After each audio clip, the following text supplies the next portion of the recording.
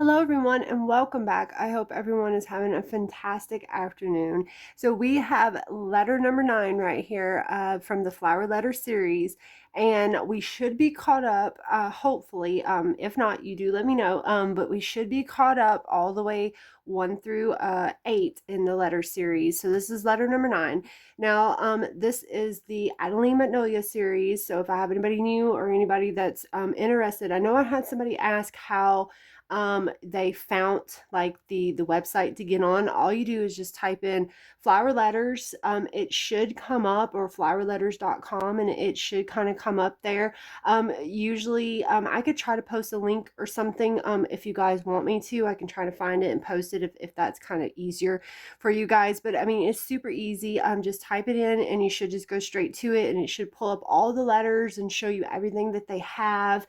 And they even sell like cute little tins and stuff that you guys can buy to like store your letters and stuff in. It'll tell you how much it is a month, which I think they raised their prices, so I know that it's like $12 now, I think, a month, where it used to be 10. But I will double check that to make sure that I am correct.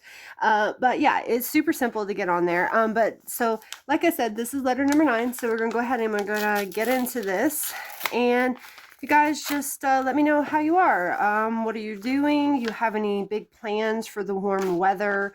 I know I'm enjoying it, especially since, being stuck inside for the winter and just kind of being sick and stuff. So I'm just really, really happy to be able to get outside and actually do something.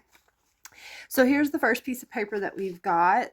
I usually always open the extras, and we always go over the extras.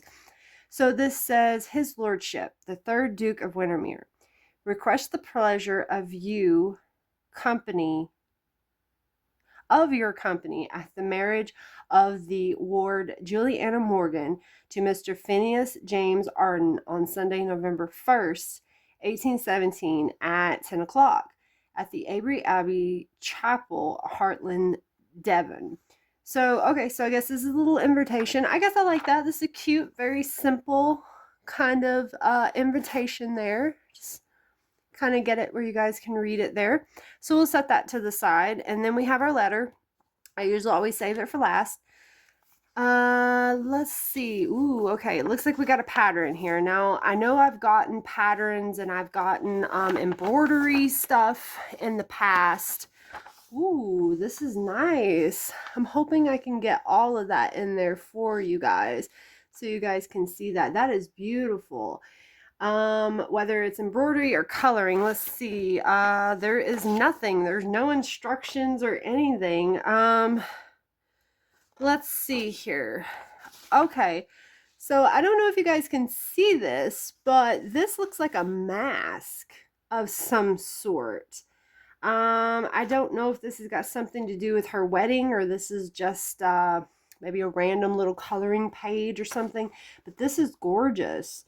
I do not know what I might do with this as of yet. We'll figure out. Maybe it'll tell us a little bit more of what it is. If not, then it's just a little extra. This, I'm not sure. Looks like some kind of card. There's 2 different pictures. So here's the first one. I'm gonna try to get a close up so you guys can see it. And then this is the other side. And at the bottom, it just says,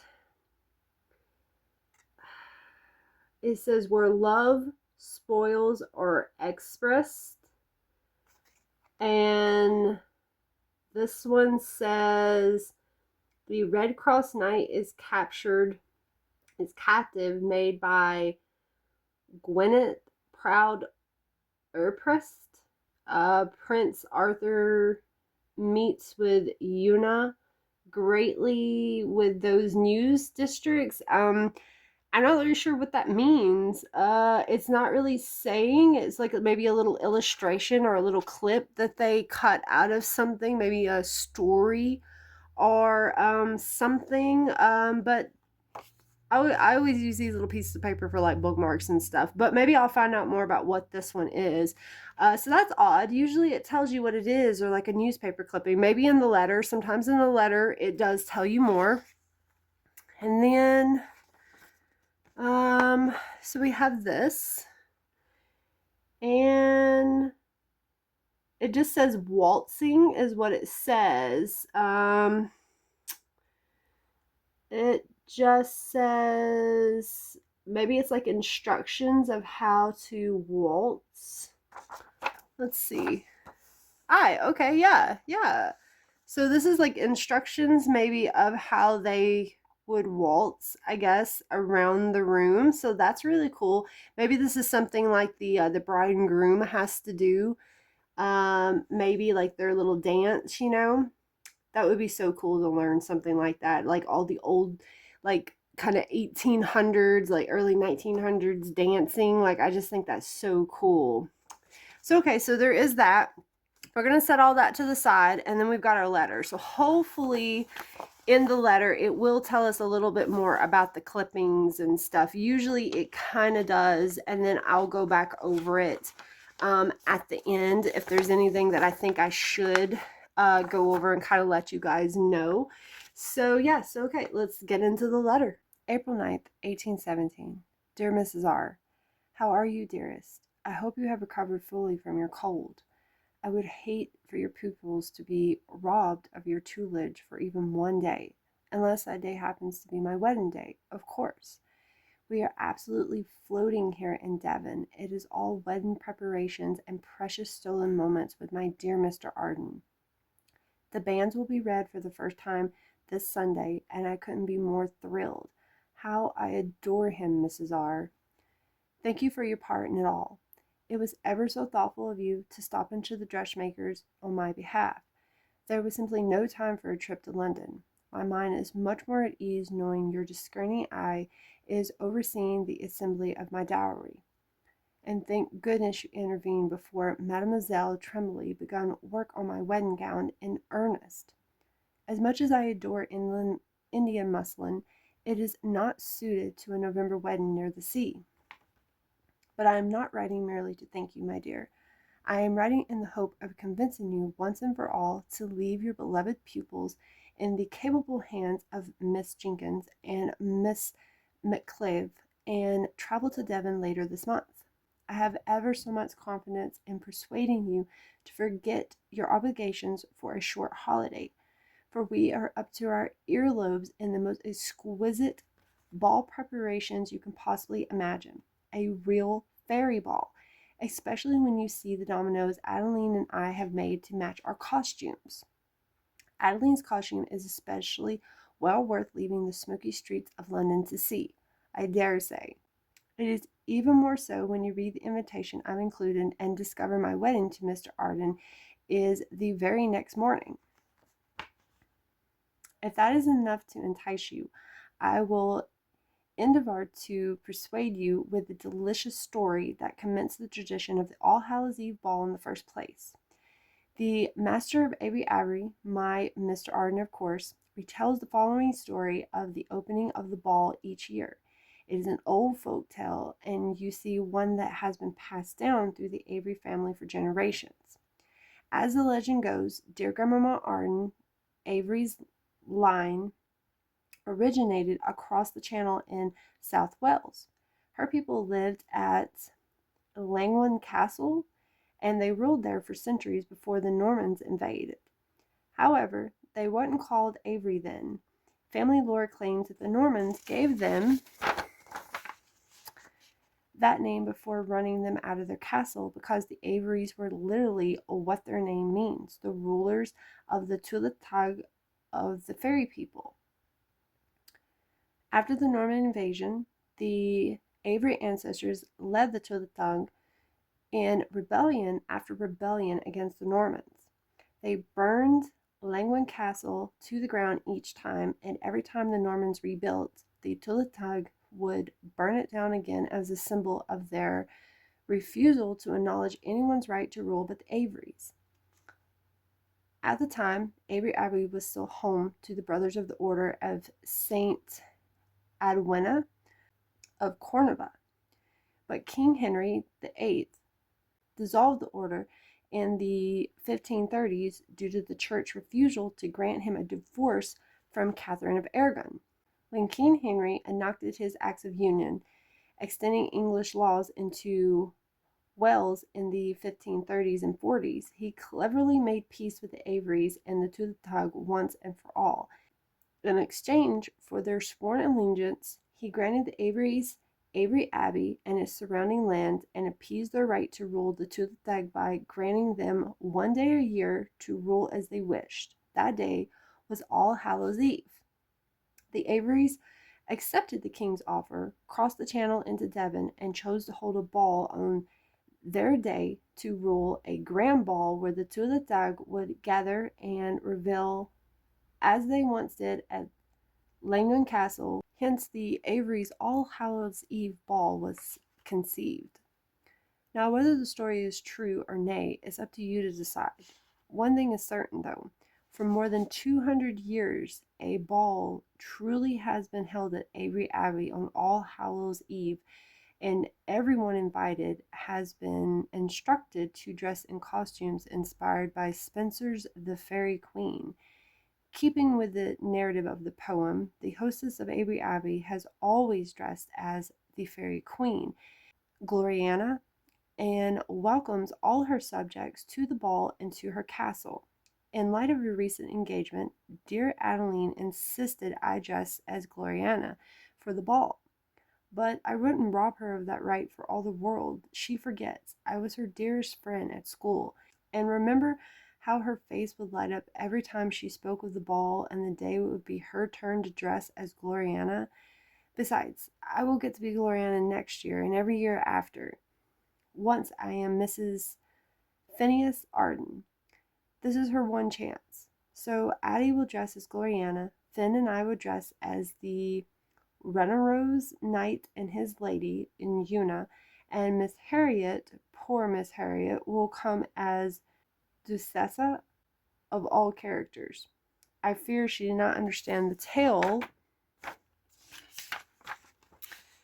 when she read it, for I do not believe she knows she has cast herself as a willingness. Mr. Grimsby, you recall, cracky corset, bad breath, will come as Saturn, and as the rest of the party, their costumes are to be a surprise. Although I did overhear Lady Augusta and Lady Alice of Hartland Hall arguing over who would be Florimel the Beautiful. They are both rather vain, silly girls, I'm afraid. My greatest victory of all is arranging our players for the ball lies in convincing his grace to dress as Prince Arthur. Dear Lord Windermere, the silly goose, thought he could get away without dressing up at all for a masquerade. I flatter myself, but casting him as Prince Arthur suited him perfectly. I trusted it would prove a foreshadowing of events I hope very much to occur between himself and our dear girl. Oh, I do hope I have significantly enticed you to come now, Mrs. R. I have even chose a character for you. I thought you would do quite nicely as Bradamore the Brave. I have always thrilled at the prospect of a female knight in disguise, haven't you? In all seriousness, my dear, I hope you will come, for you are the closest, dearest thing I have to a mother, and I can't imagine marrying Mr. Arden without you there to witness it. Please say you'll come. And I must tell you something concerning our dear girl, or shall I simply burst? Yesterday afternoon, I was on my way to meet Mr. Arden for a walk around the gardens. I found him waiting for me at the foot of the stairs. We paused to peer inside when we overheard voices coming from the ballroom. The occupants were, of course, none other than our dear girl and my dear Lord Windermere. To my delight, I have found them in one another's company more and more since that afternoon I eavesdropped on them in the library. Yesterday, however, the two of them were standing face to face in the center of the dance floor. They were in one another's arms as it posed to dance the waltz. Of all things, it was quite clear that my dear Mr. Arden and I had stumbled upon a tete-a-tete. Spurred on by his brotherly instincts, no doubt, Mr. Arden rushed into the dance floor to rescue his sister's honor. I was far too distracted by my delight at finding them together. Thusly, I failed to hold back my beloved as he demanded the couple separate at once. Lord Windermere released Adeline, welcoming us both with a warm smile. He explained he had only been trying to show Addie the latest waltz, sensationally the tone. Mr. Arden protested further, but Lord Windermere maintained his composure, and in his charming way asked if Mr. Arden and myself would care to demonstrate it to her instead. At that request, my dear Mr. Arden simply couldn't help himself. He took me into his arms and immediately softened. I was then able to convince him to give Lord Windermere permission to join us and resume his dancing position with our dear girl. Miss Harriet was then summoned from where she had, of course, been eavesdropping in the cloakroom. She has been doing that a great deal of late. Someone really ought to tell her what a dreadful habit eavesdropping is. In the end, the Duke charmed her into playing a slow waltz for us, and then the dancing begun. My dear Mrs. R., from the moment the music commenced and our couple touched the air in the ballroom, absolutely trimmed with the most delicious tension, I was not so absorbed in the delight of being in my dear Mr. Arden's embrace that I could not take in my surroundings. Indeed, I couldn't take my eyes off Adeline and the Duke, which is why I feel absolutely confident informing you that my guardian, the Duke of Windermere, and our dearest Miss Adeline Arden are absolutely and unquestionably in love. Whether or not they are fully aware of the fact themselves is for another letter entirely. Now I must bid you adieu, hoping you will come and see for yourself if I am not right about our dear girl. Until then, I shall remain your most affectionate pupil, Miss Juliana Morgan. Now, you guys always know that down here in red, I always tell you guys that if you do want to learn further about the letters, or the letter, like what's highlighted in the letter, you can go to flowerletters.com, and it has it right here. I'll try to hold it up if my camera can get it. I know it's kind of small right there, but you just type it in and you go to it. And this says that you can learn about the Regency wedding traditions, the masquerade balls, and phrases that were highlighted, and the Spencer's Fairy Queen. So you can learn all about that. So, okay, guys, so that was all that was in this letter. You guys will have to let me know what you think. I do really enjoy this letter, especially the story about the fairies and about Avery Abbey. And I most certainly enjoy the part about the dancing and, Lord Windermere and Adeline. So I'm hoping that that is hopefully going to be a happy ending, I hope. But I really just kind of enjoyed the way this one was written. Like I said, I love the storytelling in it. I love the fairies that was in it. Like, that's pretty cool. I still never figured out exactly what this was. I'm assuming maybe this is from the poem that she's talking about. This is the night, and maybe Gloriana, and I think one of them was called Usa, and I'm not sure who this one is, but maybe it was just characters from the poem, maybe, and this was just a little card. But I still like the artwork on it and stuff. And like I said, I usually use these and take them and I use them as like bookmarks and stuff. But you guys can use them for, whatever you want to use them for. But you guys will have to let me know what you think about what's going on in the story. Any thoughts? Leave them in the comments. I do know I read a little bit about the traditional wedding and stuff. And I know that up here, I had to Google this because it was called Banns Will Be Read. I was a little bit confused about that. It said that, I guess, back in that kind of time period, women didn't have rights, like they didn't own their own property. So when they got married, all their stuff went to their husband. So all of their dowries and stuff, like all that went to their husbands, and contracts had to be filled out. And it said that you could get married two ways. You could either have your banns read 3 Sundays in a row, and on that third Sunday you would officially be married, and say your vows, and in a church, and all this and that. Or you can have a license which you could purchase, but you would have to be kind of wealthy, I think, in order to kind of go that route. But that was kind of cool. I never really kind of heard of that kind of phrase before. So I did Google that. And of course, the Langwood Castle, I hope I'm saying that right, is a Welsh name of a castle, but it is a castle that's like in Wales.